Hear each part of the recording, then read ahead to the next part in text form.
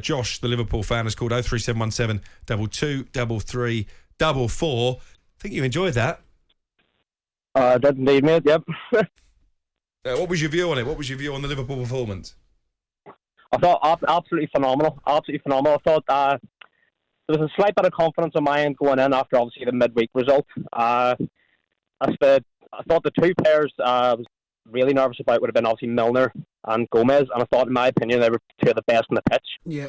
I didn't think anyone played bad. I thought every single player, from the goalkeeper to the striker, absolutely phenomenal. How do you think Milner produced that? Look, we all know the professional Milner is. We all know that, what is he, 36, 37? He's a very fit player. We know that. But coming up against Foden, I mean, we would have all sat here, I'm sure you would have, Josh, thinking Foden's going to get the better of him. Why do you think Milner was able to handle it?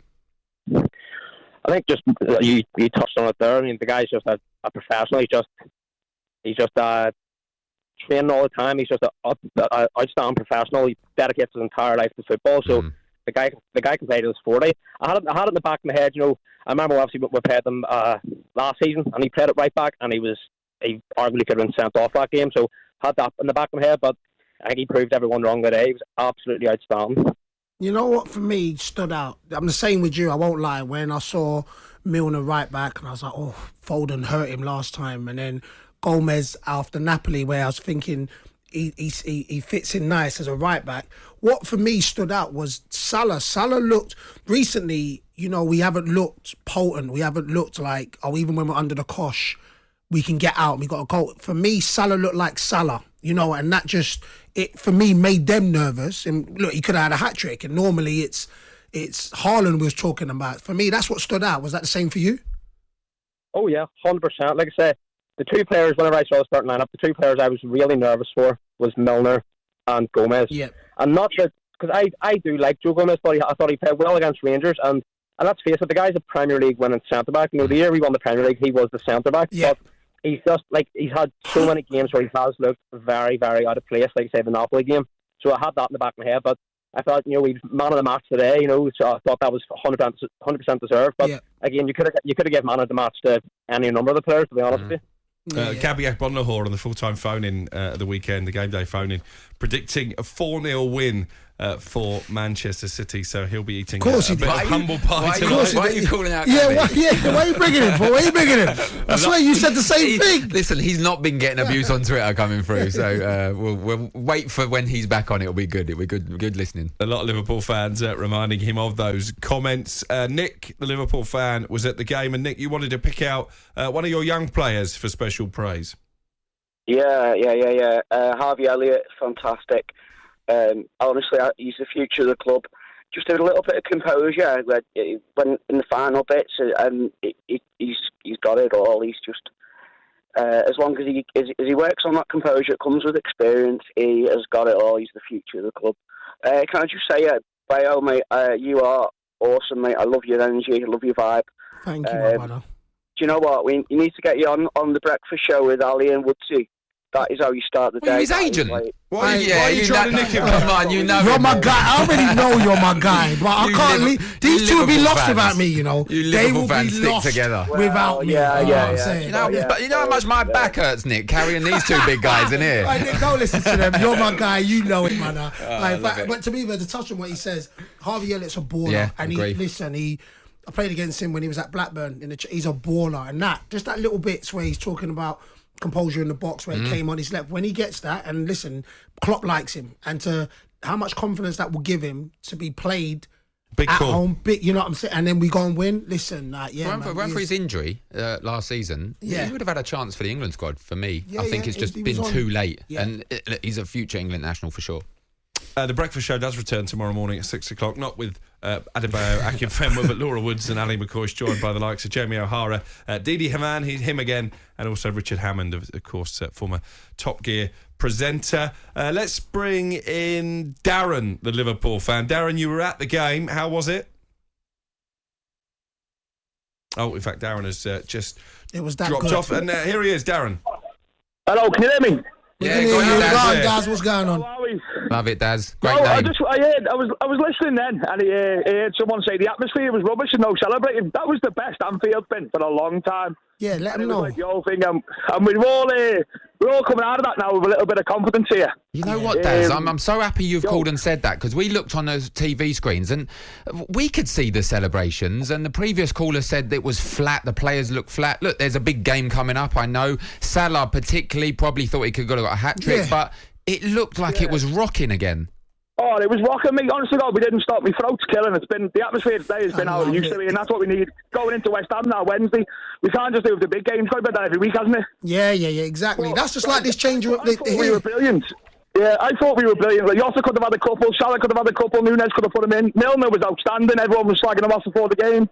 But the atmosphere-wise, it was unbelievable. Talking of Jota, obviously on a little bit of a down. How concerned are you that he's picked up a serious injury? Very obviously. Look, it didn't look good, did it, at the end? Didn't obviously you hope him all the best, but it didn't look good, like, and we need him at the moment because he looks good. He looks like he's dangerous again, doesn't he? Yeah, he does. He did look good. All right, thanks, Dazza. Thanks for the call, my brother.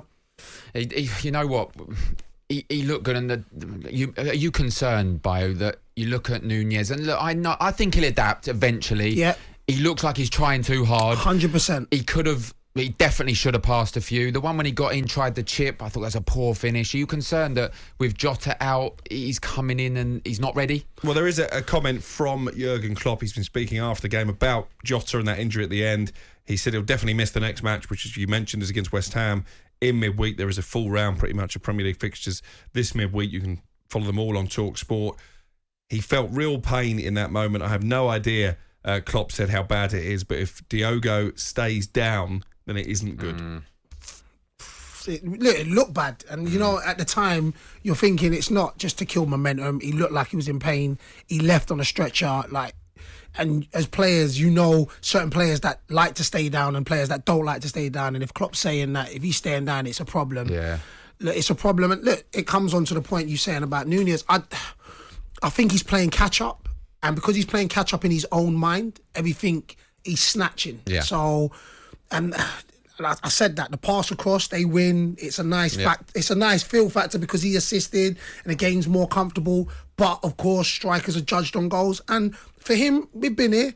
The guy that they compared him at the beginning of the season is playing, so he would have wanted to get on the score sheet and Haaland not. Yeah. So in the back of his mind, he's maybe thinking that. But I do think he'll adapt. the Mane comparisons are getting to him Massively. They're two different players. It doesn't matter. But you know the maddest thing is, it actually doesn't matter that they're two. No. It's just he came in as he left. Yeah. So automatically he's his replacement. Yeah. So you're going to compare him. And for me, I sat here right at the beginning saying Mane's going to be the biggest loss for us. And then we hoping who fills the gap. So then you can't help but compare Nunez. But for me, when you watch him, he does make good runs. I just think that it's a transitional period with Liverpool. So, but fingers crossed, he'll adapt and he'll get the goals. Mark has texted 81089. He says, "Evening, Alex." Doesn't mention you two. Whoever decided to have VAR once locking up, it's totally and utterly ruined the game. Thanks for that, Mark. Yeah, he's a United supporter then. It's cool, Mark.